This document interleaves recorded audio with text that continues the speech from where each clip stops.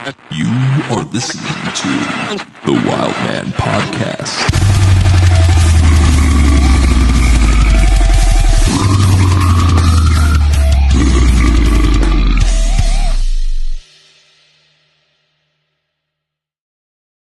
We're good to go.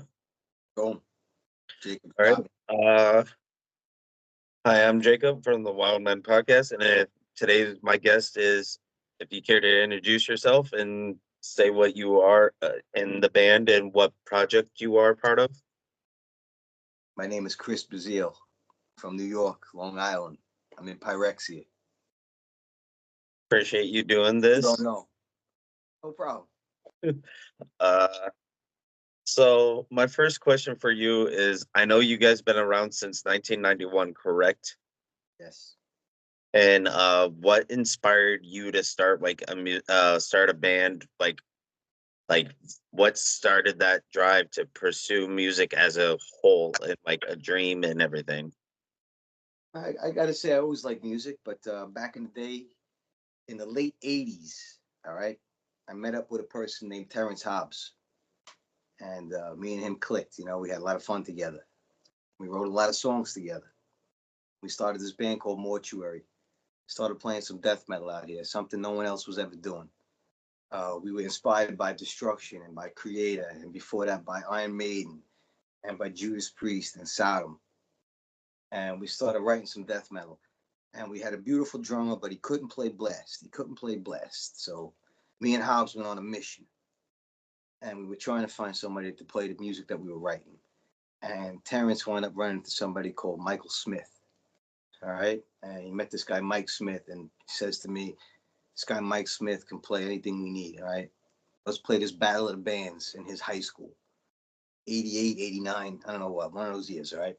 So me and Terrence didn't go to that high school, but Mike did.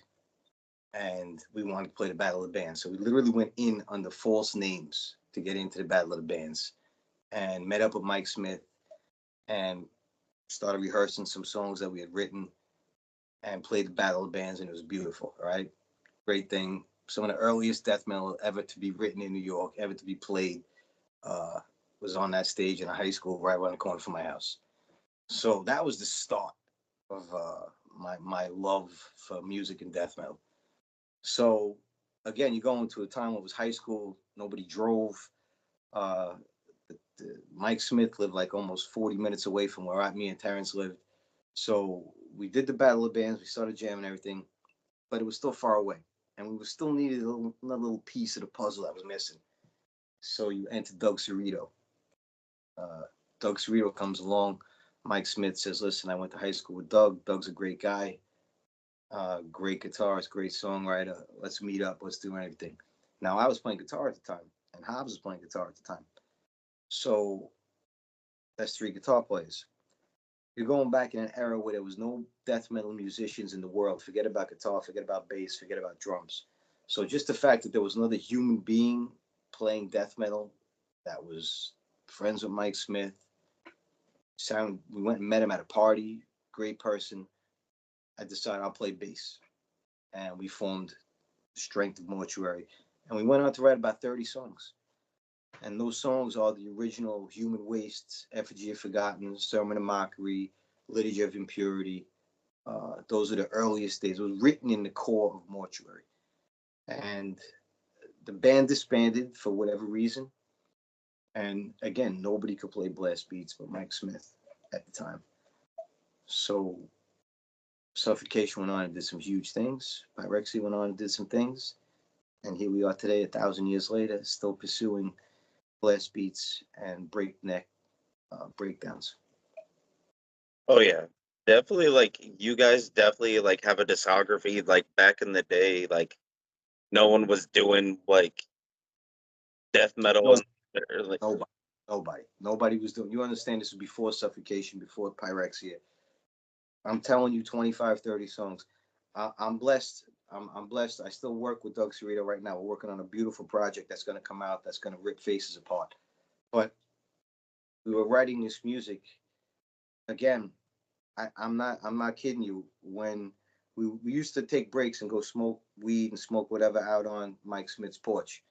and somebody brought over a death cassette. It was the first time we heard death metal vocals other than our own band, our own singer Billy back then. We were advancing on what we thought was sort of death metal, which was like Created and Destruction, raspy, heavy, but not really guttural, not really death metal. We thought we kind of had the first death until we heard Chuck. That's how early we were doing it. I mean, obviously Chuck was doing it before us, but we didn't know about Chuck, you know. And then we heard the CD. It was like, holy shit, there's actually other people doing something like we're doing out there. And we all fell in love with Death, obviously. And Death came way before anything. But I'm telling you, we were teenagers and doing something that no one was doing. No one, no one. The closest thing close, like I said, would be Creator of Destruction. Oh yeah, especially like in the early '90s, especially like in the New York scene, wasn't it like mainly hardcore that was around, Yeah, and like the foundations were coming around, like where like hardcore was like the mainstream for the East Coast, I would say. yeah. And I love hardcore. I mean, it was hardcore. And as far as locally, glam metal, you know, there was some rock bands, you know, but nothing heavy. There was some heavy metal bands, like I said, in Judas Priest, Iron Maiden vein, but nothing like blast beats. Like I said, Mike invented the beat, so we're playing shit that people were like, "What is this?" It was ridiculous. It was completely new. Oh yeah, because like I love finding like the older generation because you guys were doing like stuff way advanced, way ahead of time that would be pillars for like bands to come around like nowadays. You I wouldn't. think I think so. And like I always tell everybody, like without you guys, we wouldn't have like some of the stuff we have now at all. We had no internet. We had nothing but our own uh, drive. We would make tapes for ourselves. We would make things just to listen to ourselves, not even thinking about a record label or getting signed or anything you see all these bands doing today, or like making a Facebook band or a MySpace band or an Instagram band. That wasn't even the idea. It was just for ourselves. And then if you want to actually record a professional demo, you had to have like a couple of grand. I mean, it was like $100 an hour for a studio back then. So you had to be well rehearsed, and you had to be a great band to dare take your money and go into a studio. Otherwise, you're going to throw it out the window because, and nobody knew how to record death metal. That's why Scott Burns was such an icon as well, and had such impact because nobody knew how to record death metal. This was a time when nobody was doing anything, and um, to think that uh, the music was able to reach around the world without the internet, strictly through tape trades and strictly through postal mail and strictly through playing shows. I think that says a lot. And I don't know if bands today can appreciate that. The younger ones, some of the more serious ones do, but a lot of bands today it's just like cut and paste through a Instagram page, through a fucking Facebook page, and you're a band. You know what I'm saying? I got a studio right here. I mean, we could record you right now. I mean, anybody can have Pro Tools in their house. When I was coming up, that wasn't possible. You know what I'm saying? It was just a whole different thing. Oh yeah, definitely. Like especially like I've talked to some of the like guys who were back in the day. Like I've talked to Terry Butler from Obituary and Death, and Paul Mazurkowitz from Cannibal, and I talked to them about it. And I'm like, there's a grind to it nowadays with the internet, but back then there was more of a push to grind on every single detail. You had to put your names on flyers, you had to put your names on tapes, you had to send them everywhere and anywhere to get noticed. Yeah, it was a lot of work. I mean, I was blessed. In 2000, I recorded a record on Metal Blade with Trevor from Obituary, a band Catastrophic. It was only one album, but I worked with him, and the man is a godfather. The man is, uh, again, people. It's just Obituary's been around, so you don't think nothing of it. But Obituary wasn't always around, and people like Trevor had to create it and had to write things and do things that were never done before. And it's huge. It created a whole genre of music, and again, I'm getting older, and you know we all are. I'm never going to stop playing this stuff. I love death metal. Like I live death metal. I got so many projects going on. I just had a band down here, Burrito Bow, God bless them. Uh, like Death Grind, but uh, they could be my kids. You know what I'm saying? That's how young they are. But I love this, and I'll never stop doing this. This is beautiful. Oh yeah, for sure. Like it's definitely like I say to a lot of my friends because I love all my friends equally, but they listen to that new deathcore, and like I listen to deathcore. Don't get me wrong, but I feel like deathcore because they had that like gap in the year when they were doing MySpace. That's when the internet first started and Yeah. kicking off. Listen, I get it. I get it. It's the shiny thing in the room. You know what I'm saying? Listen, everybody loves to go to McDonald's, right? Everybody loves a Happy Meal. Everybody loves to eat a Big Mac. It's not steak. It's not fine cut meat. You know what I'm saying? But every kid will get, oh, it's delicious, and you get everybody McDonald's. I think it's more of that type of situation. It's the shiny object in the room. It's an entry point when you hear a well produced low E, well, it's not even an E, it's a drop, whatever, drop nine string. It strikes you as a young person as wow, that's heavy. Ooh, I feel that. So it's grabbing kids in quick. It's the quickest, it's the fastest cheeseburger in the room for a kid to grab. They're gonna go for the candy. Uh, the developed listener, that gets very boring very fast, and you're gonna come over to death metal, and you're going to listen to the riffs, and you're going to understand the dynamics. And again, I always also do it akin to the movie Saw. I love horror movies, but if I cut off my leg in the first scene, and every scene was me cutting off my leg, it's going to be sick at first, but then after a while, it's like, oh, he's going to cut his leg off. I saw that 5 seconds ago. That's deathcore. That riff is every band, every person. That drop is every band, every singer, every. So at first, wow, that's sick. Look at him cut his leg off. After that, I want the Exorcist. I want to know how the kid got possessed. I want to know what's the story of Satan and what the religions. You want the depth.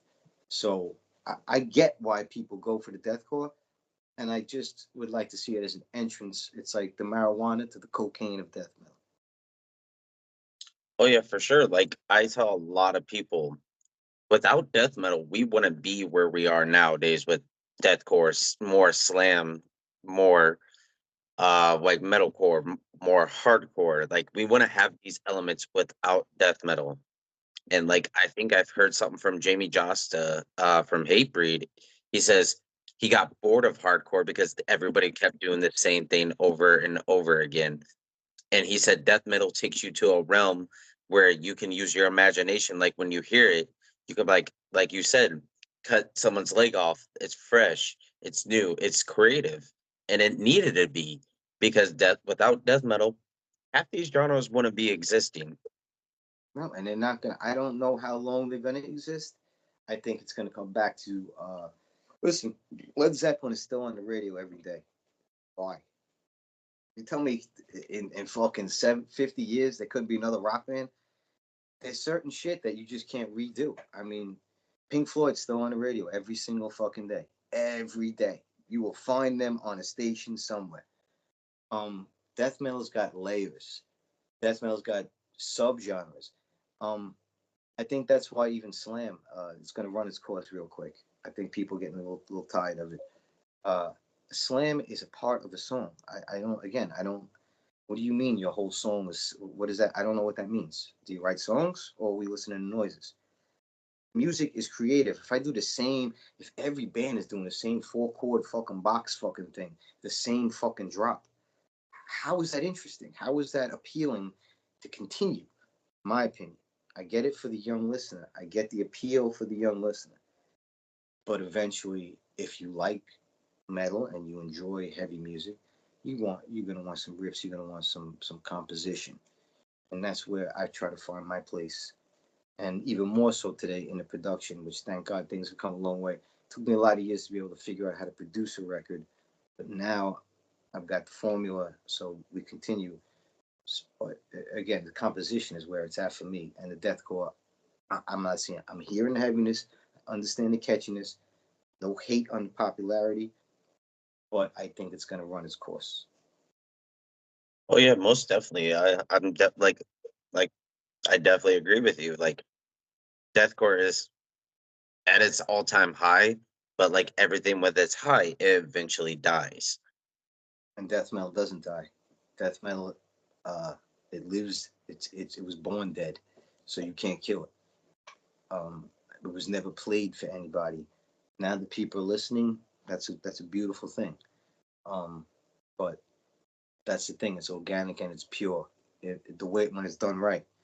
That's another thing. I don't want to see you hide behind the blast. Uh, my new saying, because you can go the other way with people with the speed and the technicality. If I can't hear your riffs, you're not playing them. Your fingers are going everywhere. But when I listen, I don't hear. I just hear mad blast everywhere. I don't think there's composition in that either. I think that's going to run its course. People, I think death metal still needs a song at the root of it. You need the brutality, you need the slam, you need the fucking fat, but there's got to be emotion and there's got to be feeling in the song. But I feel either in the slam, it's just all one thing and there's no feeling and emotion and there's no journey.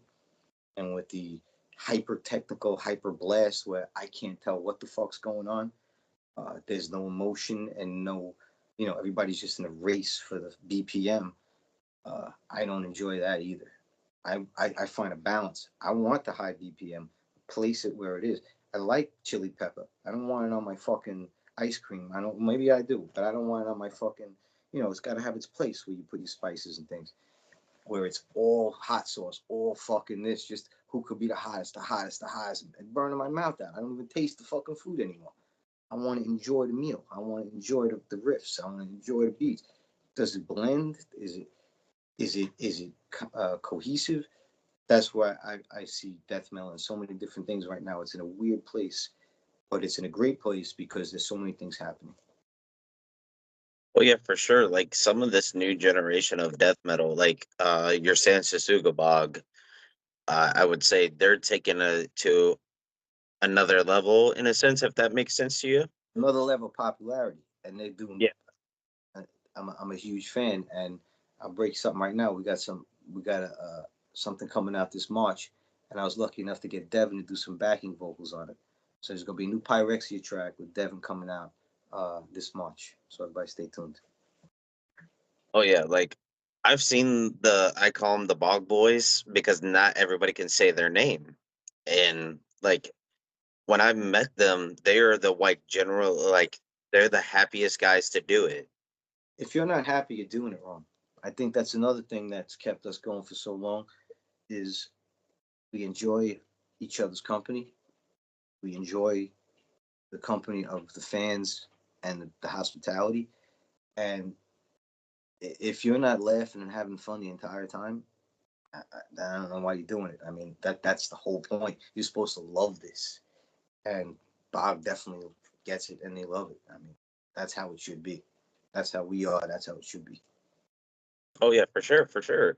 Like I think I found like growing up, I grew up with a mom kind of in a sense who listened to hair metal, pop, and everything from the '80s.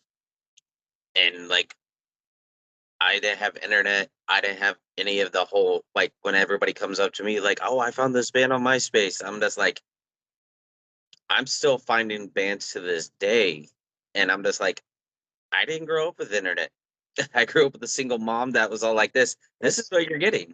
I used to have a girlfriend, and she had a huge vinyl collection, and it was all like Johnny Cash and all stuff like that I really love. And what we would do every night, it was her father's record collection, and you weren't allowed to look, and you had to pick a fucking record and you put it on, and we would discover so much fucking shit by doing it that way, and that's like old style. I love that. You know what I'm saying? I think that's cool. That's Oh fun. yeah, that's what I do at the records, like my local record store. I go down there. I love going down there because it's always a new adventure. And like the owner, I love the owner to death. He used to like run shows back in the early '70s and '80s and '90s, and he'll come up to me when I'm just digging and digging and digging, and he'll be like, "This, you're in here for hours and hours upon hours," and I was like, "This." Sometimes I wish you guys could set up a station for me just to put on a vinyl for myself and just have headphones because that's music drives me to keep going. Right? Like and that's why I pursue the podcast, because I love talking to you guys, because there's more behind the band than just they play music. Cool, that's it. No, there's behind the scenes. Yeah. People need to know. Yep. No, this is we say we use the word family loosely, but it is very true. Like Sean's been with me 14 years. Uh, the newest addition is Ronnie from Malignancy, and to say uh, it's like an instant brother. It's like a twin brother for me because we're around the same age. Came up the same amount of years. Malignancy's going hard. I'm going hard. We just think alike. It's just great to be around people. Same thing like Doug. Uh, Same age, same. You just don't. This in you. It doesn't go away. You know what I'm saying? And it's good to be around people that feel the same and enjoy the same things like this. Because death metal is, like you said, it's not just the music. It's meals we share together, hours we spend in the vans and the buses together, in the airports and the planes, in the studio. You really got to enjoy it. When I see bands that don't get along or like are bickering or um, have issues that we don't have, then I could see where it's going. I think that's why we've been around for fucking more than 30 years is because we get it. And the people down here want to be down here, love being down here, can't wait for the next thing. Like we just got confirmed to do this year's Brutal Assault. I mean, that's a fucking mind blow. That's we played Obscene Extreme last year. These are mind blowing events that, as a kid, you watch these things, you see them, and then you get to do them. So, that's something you just don't stop doing.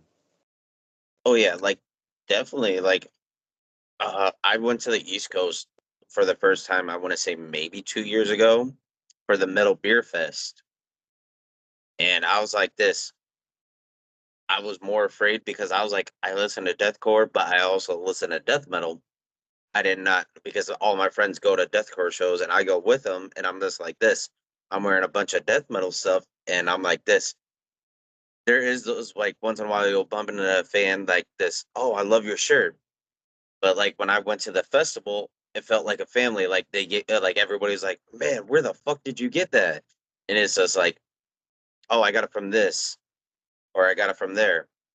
It's just the matter of death metal is more of a whole as a family because we stick up for what we believe in and what we love. I can tell you how many people I still know and see at every single fest, and every like, year after year, for thousands of years. Still see them, still hug them, still hang out with. I mean, that's crazy. Uh, I got the first time out of New York. All right, the first time out of New York, pyrexia. All right, not out of New York. The first time on an airplane out of New York. Right, we fly to fucking Texas, and you're talking like 1992, 93. All right, very very early. I'm a fucking baby, and we go with this band Crucifix and this band Torment Defined, and we do a week down there. Again, this is through mail. This is not through internet. This is through tape trading. We meet each other. They on the phone come down to Texas. This is like you're taking a chance. All right, we'll go down to these fucking people we met in a letter down to Texas because they like death metal and we like death metal. Go down there, have the best fucking time of my life, but we get arrested. All right, because we were smoking weed back then. It was a little bad. And we had the U-Haul with all the equipment for three bands. Me and the singer for fucking Crucifix were driving. They impound all the equipment. They take everything, and me and him we get pinched up for the night. But we call each other Sally. All right, we were in our baby. Maybe I was 21, 22 tops. He just came to my last show fucking 6 months ago.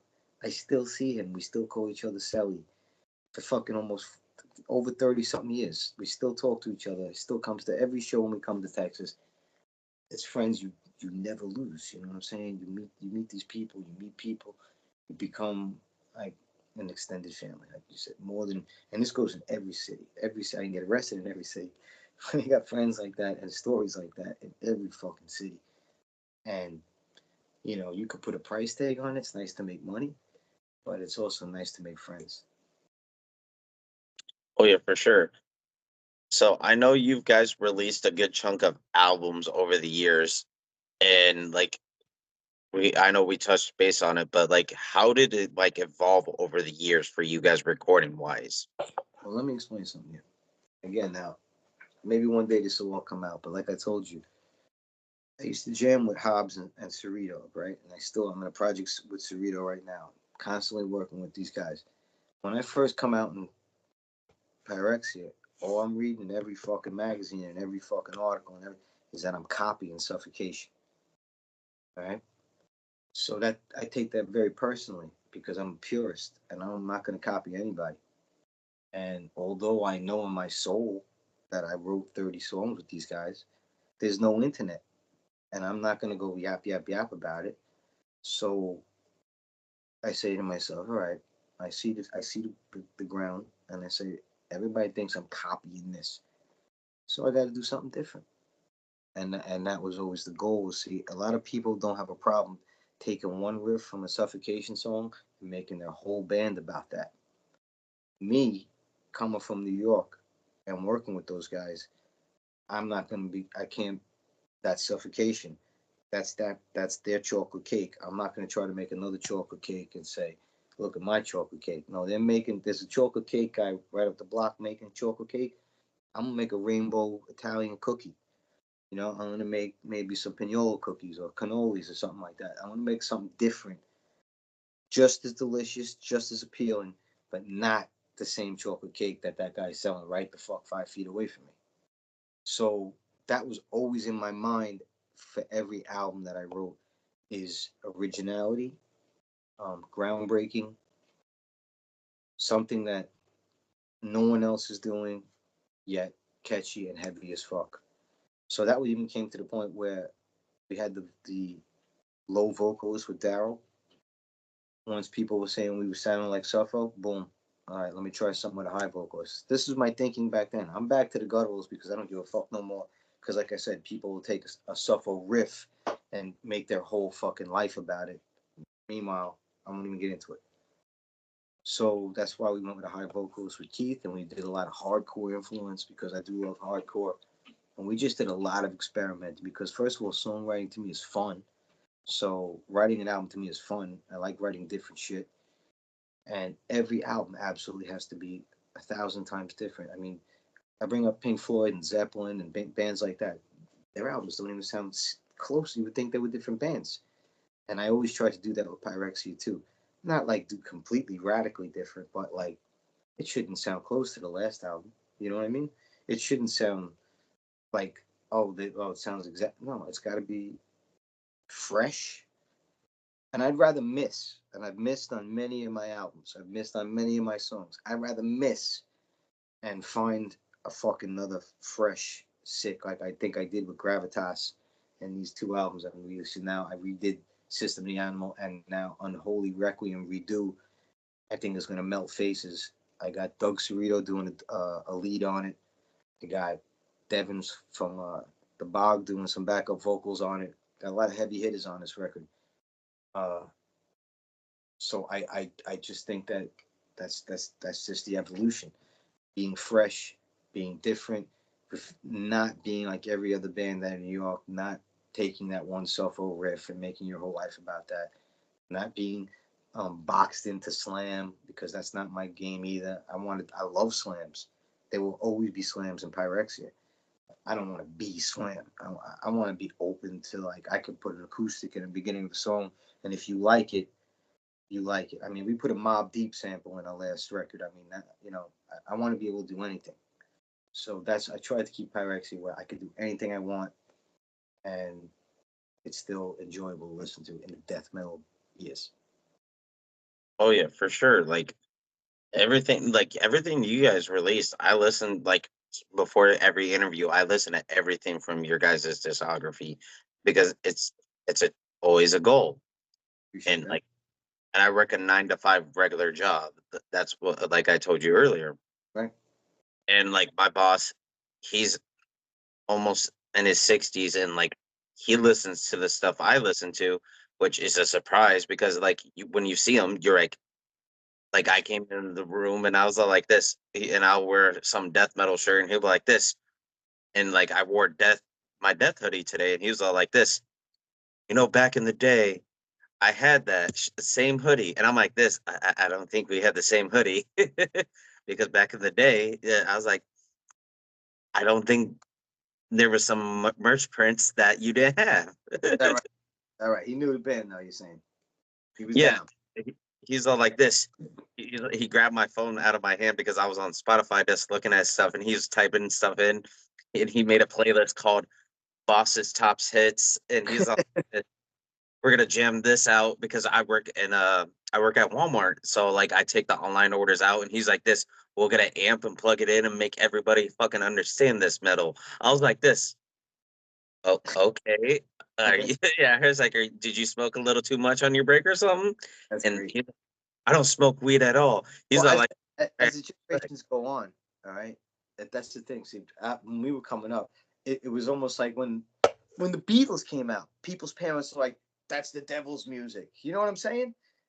That's just how it is. And nowadays, you're gonna have 60-year-olds that know death metal. They're like, "Well, fuck, I used to listen to death metal." It doesn't get the reaction that like when I did it. I ain't fucking shitting. I got kicked out of my house. My father was like, I tried to hand him Sermon to Maka. He was like, "Whoa, that's the devil's. Get that away from me. Be gone." And I was thrown out of my house. I mean, that would never happen today. You know, it just wouldn't. So that's another great thing about time. Even though time sucks, it's been more palatable for people. It's not as shocking per se as it was when we were coming up. You played it back then. Like I said, the early bills that we would be on, like the other bands were all like hair metal bands, and then us. You know, there's no fucking death metal or heavy anything. oh yeah, like And now your boss listens to it. It's different. I think it's funny because like I love my girlfriend to death, and she never listened to any of it, Yeah. and like we'll be in the car now, and like she'll be like this. She'll hand me the aux cable, and she's like, "Why don't you put something on?" I'm like this. We listen to different musics, and she was like, "Yeah, I listen to my rap, my hip hop, and everything." But she's like, "I want to know what you love," and I was like, "All right, you asked for this," and I play something crazy. Like I think I the first song I ever played for it just to test the waters is "I Come Blood," and it was their live track, and I didn't realize that. And it's George saying, "We're gonna bleed through our cock," and she was like, "What are we listening to?" Who am I dating? And I was all like, This is the stuff I love," and she was all like this. She was like, "I might not understand it, but I understand why you love it so much." She was all like this. "I never see you smile as much as you do, unless if we're on a date night or something." She was all like this. "You turn on your music, you're the happiest motherfucker in the room." That's it, man. See, she gets it. And she didn't she understands it, but to a point like she now like I'm taking her to Chicago left and right with me because she doesn't understand like why are we going up to Chicago? I want to go see this next big project. Yeah. So it's one thing after another. It's passing the torch. Yeah. No, it's a beautiful thing. Music affects people, man. It definitely does. It brings people together. It inspires people. It lifts people up. It's a very big part of the listener. And for me, uh, like I said, I spend my life down here just playing music and recording people all day, every day. And I honestly have been doing it since I'm 14. And it's I don't know if you call it therapy. I don't know what you want to call it, but like what is it when a fucking like I said, when a baker goes to his bakery every day and he enjoys making those fucking cakes? That's how I feel. Like I love coming down here and writing and figuring out how to produce something better or get a better sound or figure something out. I mean, I wish I'm one of them people. You probably not like might not like me, but I'm one of those people. I was glad TikTok was down for a minute. I would love to go back to the days where you actually had to be a real band to be a band. And I'd rather not. I enjoy making skits. We really do have a good time making skits and content, but I'd rather do that as something on the side. I would rather that had not. It's better. A musician would be better served writing music than doing skits. It happens to be that we enjoy it and we try not to let it interfere with music writing time. Like we will do our music, we do everything like that, and then when we eat pizza and fucking getting drunk, that's when we film our content. We do our content, but it's just been a weird thing where it's a burden of work. It's work. It's anybody wants to say it's not. It's definitely work that was never there in the past. Where I could just be down here, doing music and not doing that. Oh yeah, I definitely understand that. Like I was one of those people, like I agree with you. I was one of those people when TikTok went down, I use it for like highlights. So people know like, hey, he's pushing out something Mm-hmm. because I don't know how to play an instrument. I don't know how to do any of that. So I was like, You're the that's most when people on TikTok. That's what I mean, shaking their ass. God bless. Listen, I don't want to. Anybody that can make $1 or make a success at anything is successful and is warrant is merited. It's just too easy. It's just too easy. Um, it just gets too hard for a regular person to navigate through all of the fake to get to the real, and that's why I don't like it. oh yeah, for sure. I definitely agree with you. Like I used TikTok to get a hold of people because I knew some people used it more. Like certain musicians, that's how you got a hold of them. Hey, hey. And I was just like this, I'm gonna try to get a hold of TikTok and just use it to get a hold of people. I'm not using it to, like you said, shake your ass. I'm not out here to like get like that, hey, I want this attention to get paid for. No, I do this because it's a passion of mine. Yeah, And like there's no like I said. I don't mean to interrupt you. Go ahead. You're right. It's all passion, and if it doesn't come from that, then it's not. I don't know. Then it's not. It's not gonna. It's not genuine. It's not genuine. and I agree. And it's just one of those things anymore, like people anymore, it's just like I'm going to use this as an example. And I always told my coworkers this, like when OnlyFans came out, that was for people to actually put like stuff like, hey, this is what I'm doing. It wasn't meant for what it is now. Right. I mean, God bless. Again, Yeah. I watch porn. I mean, it is what it is. So I don't say it's bad that those girls or whoever's doing that is doing that.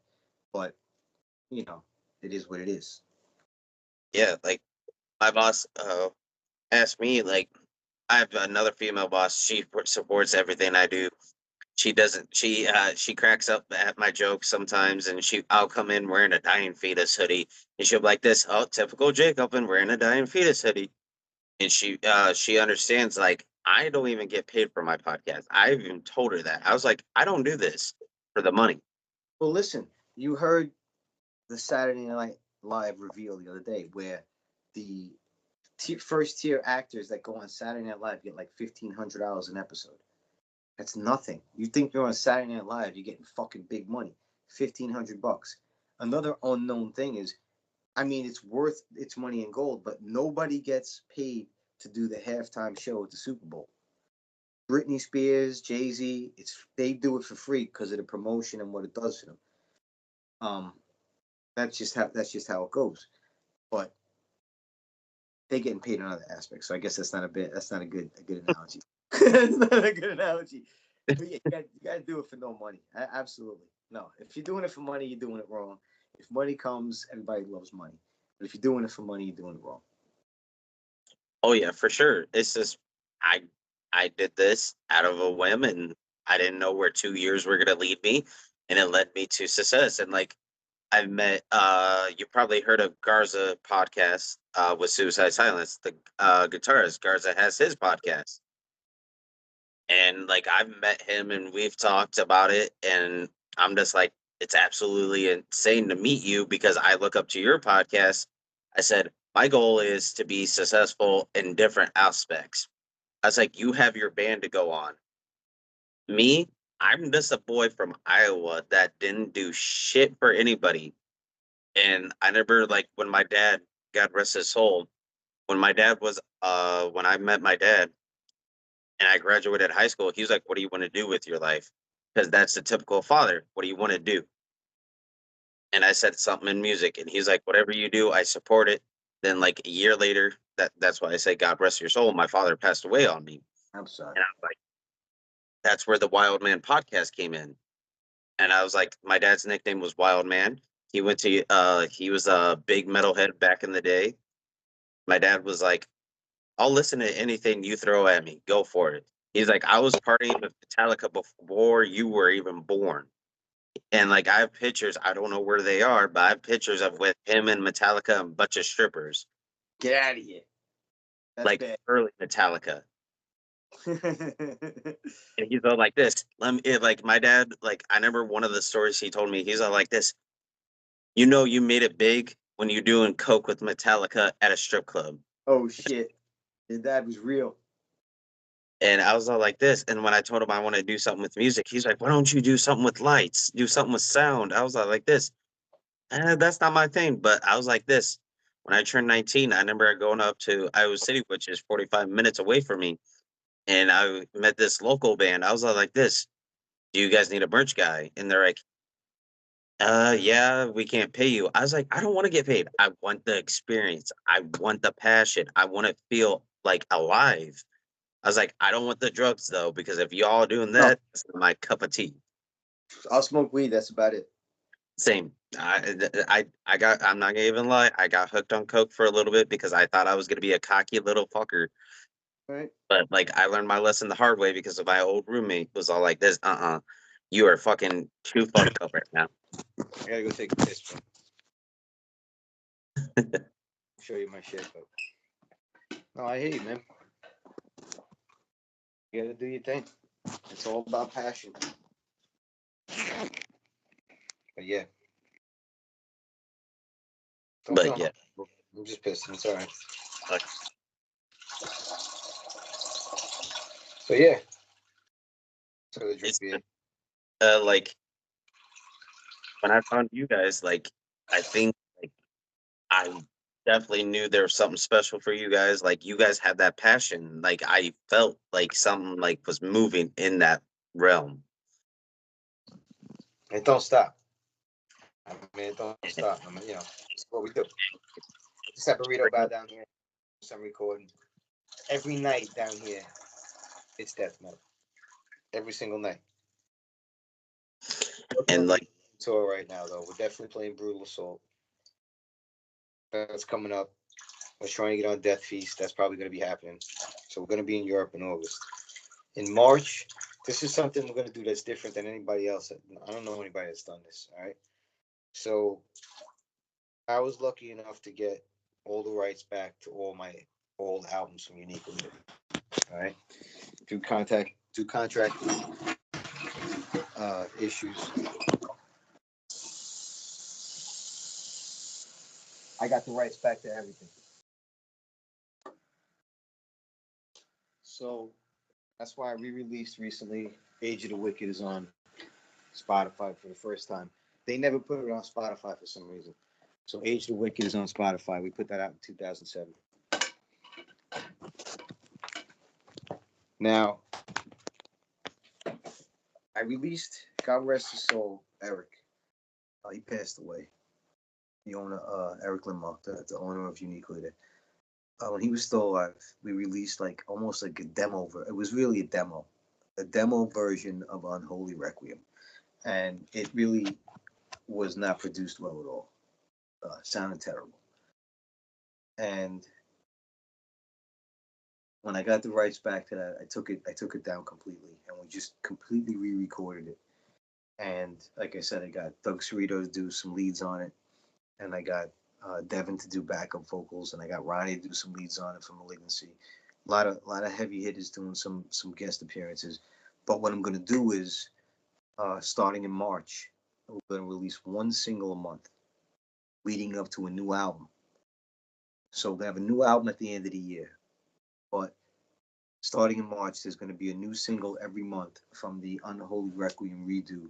And I'm telling you, if you liked Gravitas Maximus and you liked the System of the Animal that we just did, read the 25th year anniversary re-edition. This to me is the best Pyrexia yet.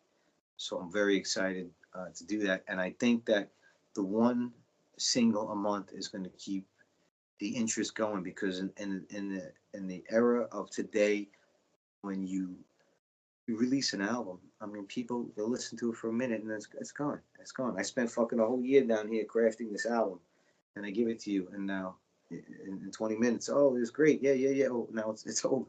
You know what I'm saying? So I'm gonna try to give a little breadcrumb, a little trail to the, and then at the end of the trail is the pot of gold with a brand new Pyrexia album at the end of the year. So everybody stay tuned for that in March. Oh yeah, for sure. Like Gravius Maximus is one of my favorite albums. As soon as I seen that in a long sleeve, I snagged it up and like I was all like this. I have band shirts that people don't even know like who's that band? And like I go on Spotify and I grab my headphones out of my pocket because we're around like if especially at a show, you're surrounded by sound everywhere and anywhere. So you grab your headphones because I don't give a fuck where I am. I'll bring my headphones. If I don't like what it's playing, I'll just listen to my headphones. And so I'll grab them and I'll plug them in someone's ear and I'm like, this, check this band out, check that band out. And I'm like, and that's one thing I definitely love about Spotify is how Spotify, if you need similar artists underneath, it tells you, hey, if you like this, check this out. It's great. And another thing people don't understand, this is another thing that's crazy. Everybody says Spotify sucks and Apple Music and it robs the artists, right? You've heard that, right? You Yep. don't. I'm telling you right now because I got the rights back from my records, all right, and I put them on Spotify. Maybe the artist gets obviously it's you can see do the numbers. It's not $1 million that you get per song, but it's they're just playing your song. I mean, how much do you want to get for them playing your song?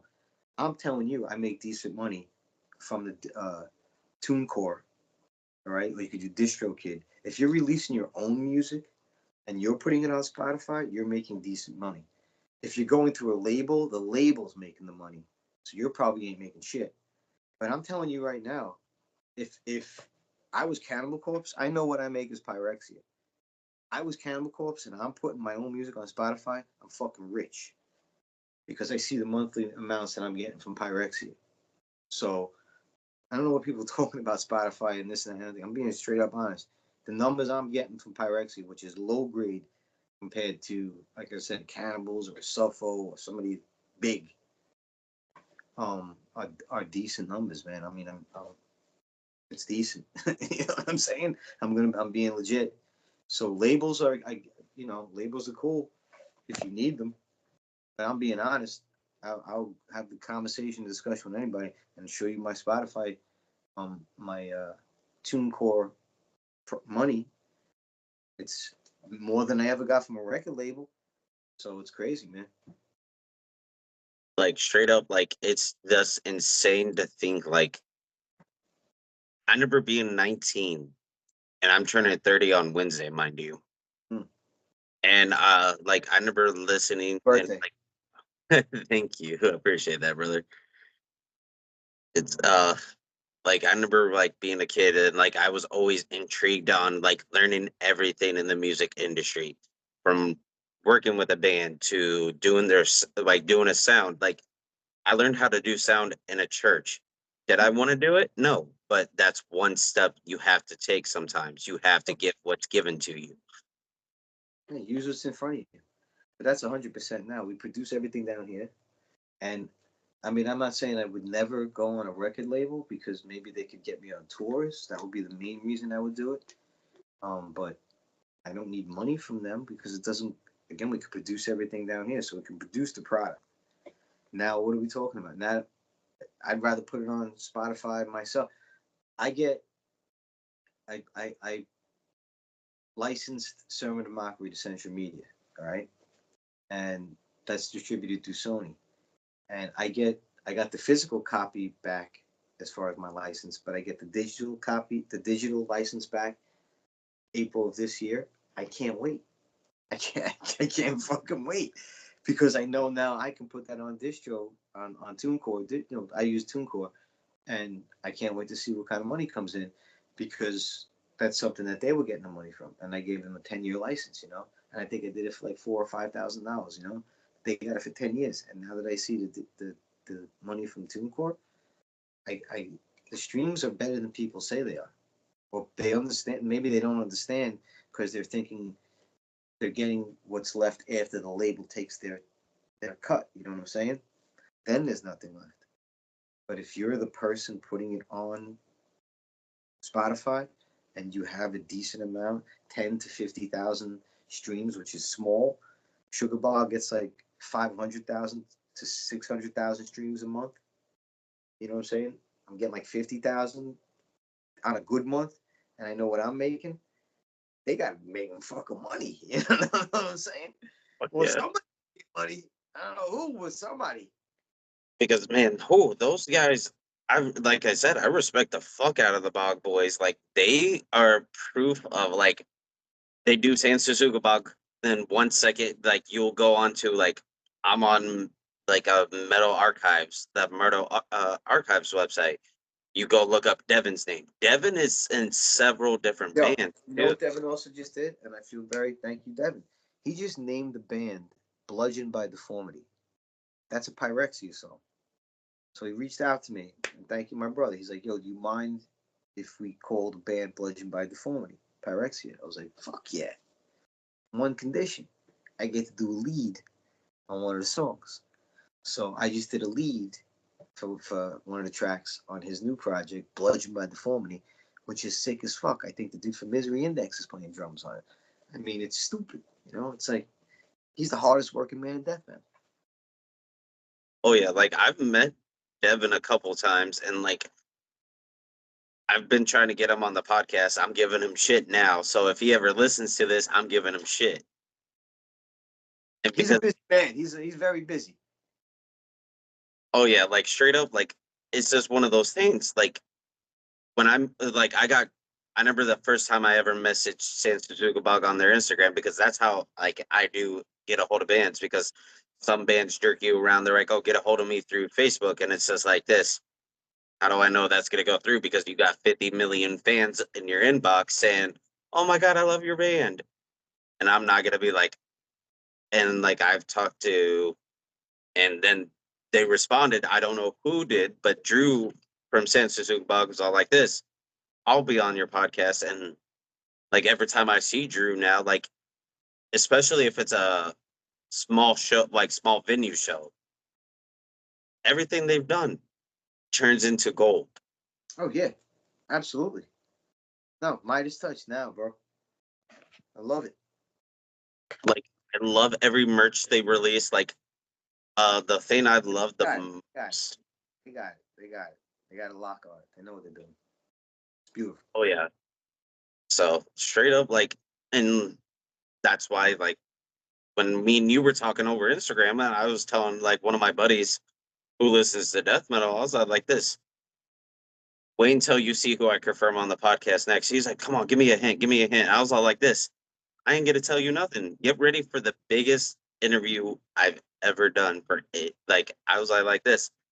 This is why I'm hitting the slam scene and certain death metal scenes because without death metal, like I said earlier, the world will not be shit. Metal would have went downhill. It's gonna well that what's more I said it the other day. I mean, there's like 20 new death metal bands every day, which is a good thing. All right, bad thing, good thing. There's not 20 new rock bands every day. There's not 20 new hip hop artists every day. If there are, I mean, and I follow hip hop, I don't see them. I mean, you know, there's some mumble rap coming up every day, but not a lot. Death metal to me is like the biggest growing, if you include deathcore especially, the biggest growing genre out of any music out there. There's not like a million blues guys coming out. That's like again, I'll go back to that's why Zeppelin's still on the radio. There was never another Zeppelin. There was never like 7 more Zeppelins that came out. It's no, it didn't happen. Yeah, for sure. Like if I had the opportunity, like I usually have my beanie on at work because like it's fucking wintertime. So I usually sneak in, like look around, make sure my bosses aren't looking. I'll shove a headphone in. I'm like, time for some death metal. I'm like this. I'm tired of listening to what the traditional formality is of what's on the radio. Well, I do listen to everything. Let me get that square. I definitely listen to everything. I love everything. I mean, I go through hours of everything. Death metal is part of every day, but I definitely listen to everything. I think that's why I appreciate a song so much. I mean, my daughter is in an orchestra right now. She plays in a high school, and I'll tell her straight up when it's good and when it's not. You know what I mean? But when you hear a good song is a good song for me. No matter the genre, good song just hits. But I see where you're coming from. If it's not in the jukebox, then you got to make sure you present it as well. You know, it's got to be in there also. Oh yeah, because I feel like everything needs to be spread out. Like every artist deserves its spotlight. Yeah, no, I want to make sure it's in the rotation, but I don't want. I think a death metal. I always look at it from a songwriter or from a musician. I think a death metal songwriter that only listens to death metal is not going to produce good death metal, in my opinion. Oh yeah, I listen to like old school punk. Like I will like once in a while it'll go from like I have a playlist on Spotify called Mix. I don't know how I feel today, and it goes from like your death metal to Bad Religion Yeah, to yeah, uh Bowling for Soup, all yeah. that shit. Everything. If it's a good song, it puts me in a good mood. I want to hear it. But yeah, it's definitely like music has changed my life dramatically. Like my grandma, I'll go down to my grandma's. I love her to death. And I'll sit down there and she'll put on a record on the record player. And I'm like, my cousins will complain because they don't understand the real meaning of music. And I'm just over here just like listening with her. And I'm like, this, you understand why grandma listens to like Elvis. That's what she grew up with. It brings her back, man. It's a memory chamber. It fucking shoots her right back to that moment, man. That's what that does. Come on, you know that, man. You just everybody that listens to music, think about an old girlfriend, and think about it when you were a kid. So the country people get it best with my truck and my ex-wife and my dog. You know what I'm saying? Everything's a connection. Oh yeah, for sure, for sure. So uh Hey, you're a good person, bro. I'm glad to meet you tonight. Where you heading now? What's next? I just so going around the back over there. Who's that? Your roommate?